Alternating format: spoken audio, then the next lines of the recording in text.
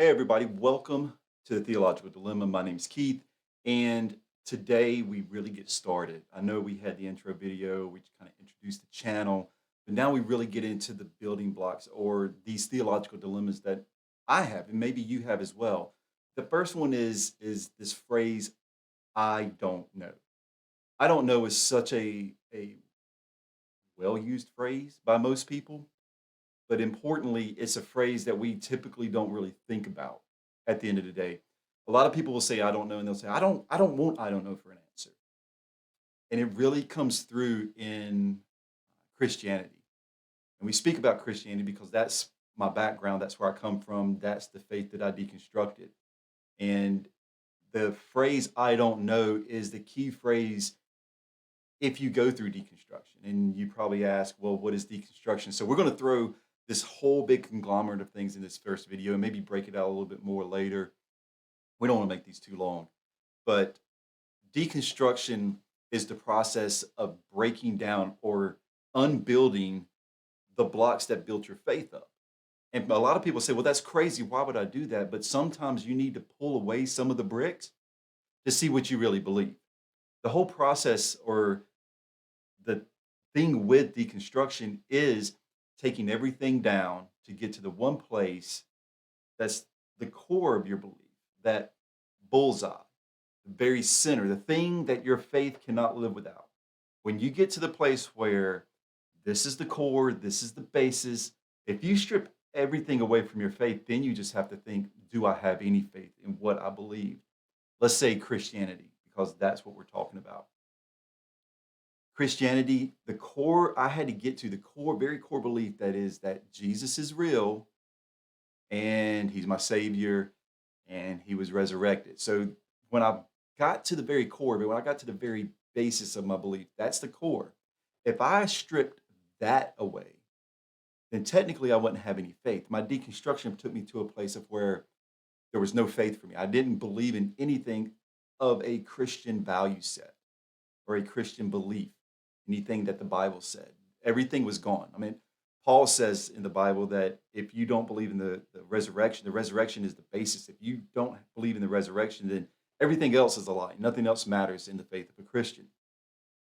So in my deconstruction, as I pulled it out, I pulled out a brick and look and go, okay, this brick means, let's say, this is what I think heaven looks like, streets of gold, blah, blah, blah. And I'll go, I don't know. If I don't know about that brick, I take that brick and set it aside. And I keep pulling it down. And all these I don't knows can come from, maybe a place of where somebody taught you this way. And this is what they taught you because that's how they believe. But being able to say I don't know about things is not a bad thing. Technically, it's a very good thing. So when you get to the place of your faith and you go, okay, here's a part. I have a light bulb here that turns on lights in my house, right? And this is an integral part of my house. You flip the switch, the light comes on, and I can see. Same thing about like deconstruction and reconstruction of your faith. So I take this light bulb and I put that light bulb and I turn it on, but no light comes out. You go, why isn't any light coming out? And you're like, well, I don't know. I need to pull this light bulb and kind of examine it a little bit more. It's the same thing, whether you're using bricks or bulbs in your example for deconstruction, reconstruction, the same thing. You pull that bulb in of knowledge or that thing you've learned and it doesn't come on, you go, I don't know why it's not coming on. I don't know if I believe that, then you might need to pull that bulb out and or that idea or concept out and ask yourself, should that bulb be a part of my faith, the house of my faith? Getting to the core of I don't know, what does it really mean? Like the phrase I don't know means, well, I don't know. You don't have an answer at that moment. At that time, you do not know. I don't have an answer right now. I may have an answer later, and my I don't know will be a real answer. Also, I don't know means I don't have the truth or the evidence of truth to take what I believe to a fact. That can also be it. Because faith at the end of the day is faith. It's something you believe. It's not actual evidence. Like I know this is a light bulb. I know if it works and I screw it into a light socket and turn the switch on, It's going to illuminate my room. That is a fact. I know it's going to happen if it works properly. Sometimes with our faith, we don't know that because we don't have that tangible evidence. So we have faith. That's why saying I don't know sometimes is okay because you don't know.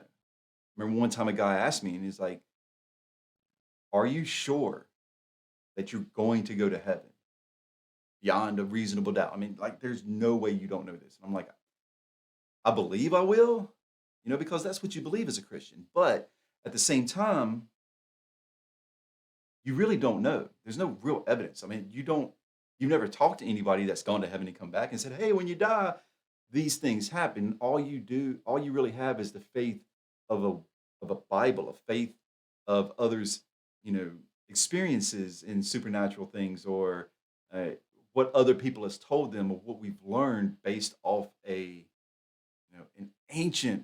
ancient religion that dates back, a couple thousand years. When it comes to I don't knows, one, with your faith, it's completely okay. I think being able to say I don't know him in your faith will help you build stronger faith. It will actually take you to another place of understanding who you are as a human being in faith.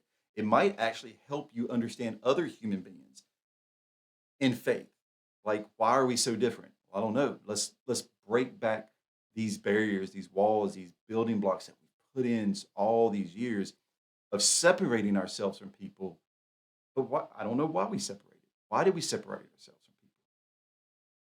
from people? We don't know. It's because somebody told us that we're different and that we shouldn't associate or we shouldn't do this or we should condemn these people or condemn those people because they don't believe like us. When in reality, we should love these people. I mean, the building block of faith of Christianity is that four-letter word love.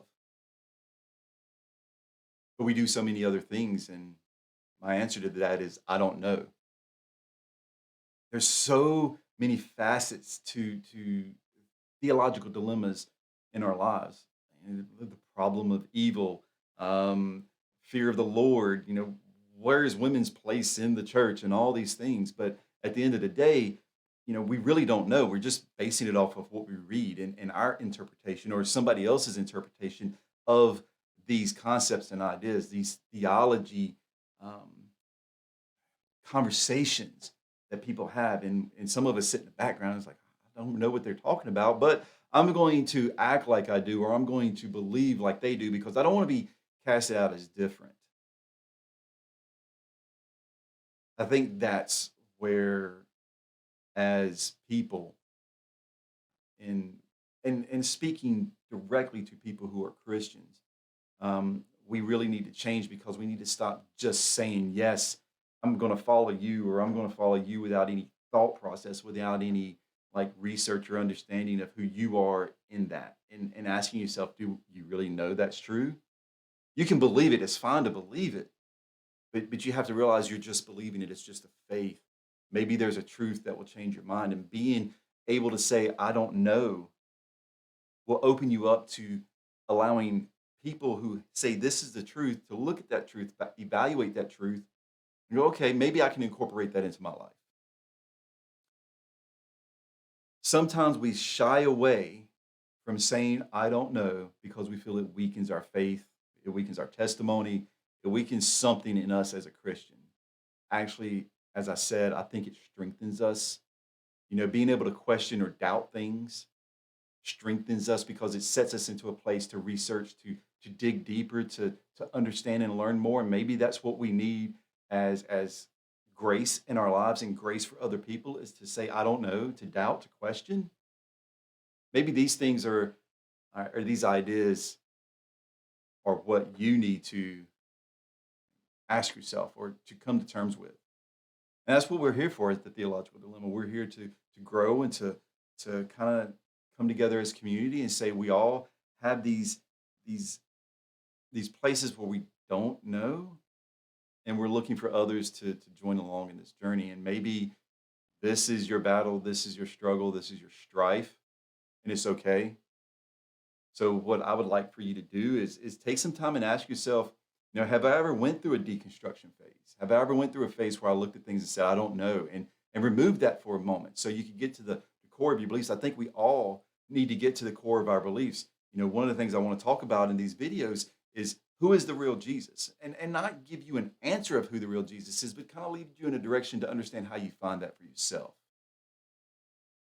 But you have to get to the place where what is the core of my belief, that deconstruction phase of saying, okay, this block or this bulb doesn't really turn on. I don't know why, or I don't know if I believe that this bulb is going to turn on, or I don't know if this really fits inside my house of faith.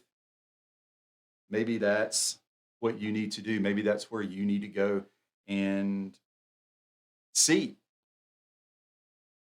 Maybe where you need to start is a deconstruction. And it's okay. People say, well, you don't deconstruct. That's weird. You've always believed this. And if you don't believe it, then aren't you a liar? But no, but faith is ever changing. Faith is ever growing. Jesus was this Messiah that brought change. And if you don't believe in change or want to change, then you can't believe in Christ, because Christ was the thing that caused us to change. So here we go, making this video way longer than I wanted to, but when we get into it, we'll dig into more later. Next time, come back and check it out. We'll talk a little bit more about deconstruction, and give me your ideas and thoughts on this. Um, Leave a comment down below, and check us out over on Instagram, the Theological Dilemma. Uh, Shoot us a DM, give us a follow. We haven't put a lot of posts up, but in saying all that, I do appreciate you taking the time to check the video out. If you haven't done it, hit the subscribe button, hit the bell, and notify yourself when new videos come out. We'll try to do once a week. And again, thank you. My name is Keith, and tell me your name in the comments below so we can build a bigger community. Peace. Love you.